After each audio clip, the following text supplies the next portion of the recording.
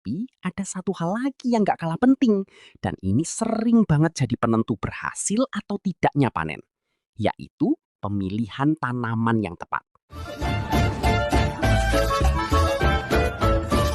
Halo juragan, balik lagi di Moi Kasih Info.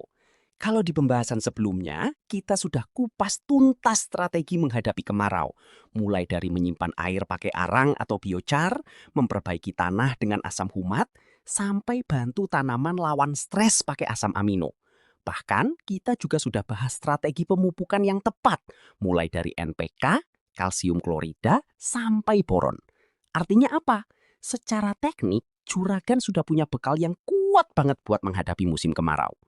Tapi ada satu hal lagi yang gak kalah penting, dan ini sering banget jadi penentu berhasil atau tidaknya panen, yaitu pemilihan tanaman yang tepat.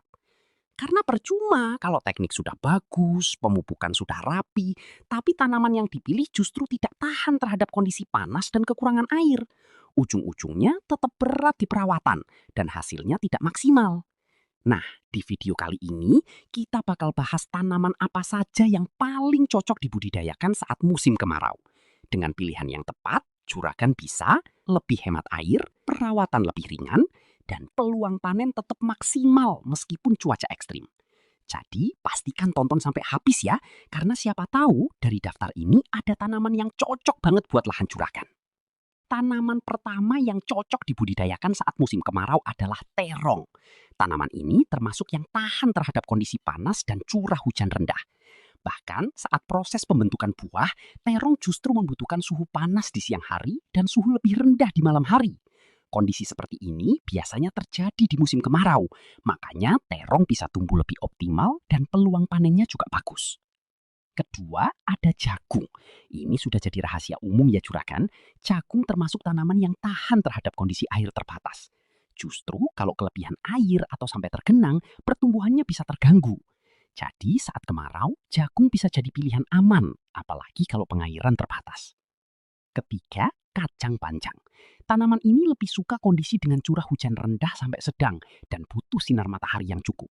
Selain itu, perawatannya juga relatif mudah dan panennya bisa dilakukan bertahap.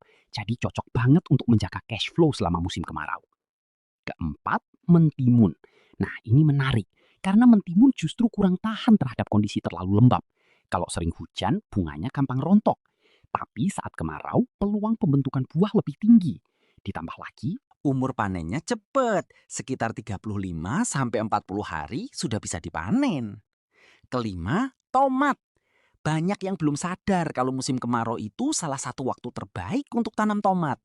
Karena saat musim hujan, bunga tomat sering rontok akibat curah hujan tinggi. Sedangkan di musim kemarau, pembentukan buah lebih stabil dan hasilnya bisa lebih maksimal. Keenam, kacang panah. Tanaman ini punya kemampuan adaptasi yang baik terhadap kekeringan. Bahkan saat kondisi kurang air, kacang tanah masih bisa bertahan dan tetap berproduksi.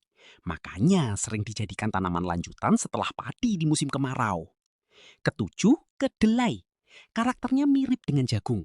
Bahkan dalam beberapa kondisi, daya tahannya terhadap kekeringan bisa lebih baik. Selain itu, proses pemasakan biji kedelai juga lebih optimal di musim kemarau. Kedelapan, labi. Tanaman ini sering dianggap tanaman sampingan, padahal potensinya besar. Labu justru tumbuh lebih cepat dengan sinar matahari penuh, dan perawatannya juga tidak terlalu ribet. Cocok banget untuk dicoba secara lebih serius. Kesembilan, ubi jalar. Tanaman ini terkenal tahan panas dan tetap bisa tumbuh di kondisi air terbatas. Selain itu, peluang pasarnya juga luas karena bisa diolah jadi berbagai produk makanan. Dan yang terakhir, ke-10, kacang hijau. Ini salah satu tanaman paling tahan terhadap kekeringan. Masa panennya juga relatif singkat dan dalam beberapa kondisi bahkan lebih tahan dibanding kedelai.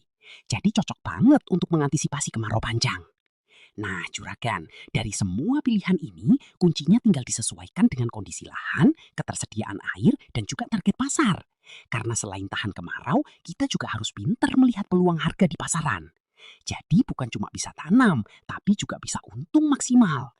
Cuan plus cuan, wah mantul. Kalau video ini bermanfaat, jangan lupa like, subscribe, dan nyalakan loncengnya ya, biar gak ketinggalan info pertanian simple tapi nendang bareng Mimbro. Sampai ketemu di video berikutnya, Juragan. Salam panen maksimal.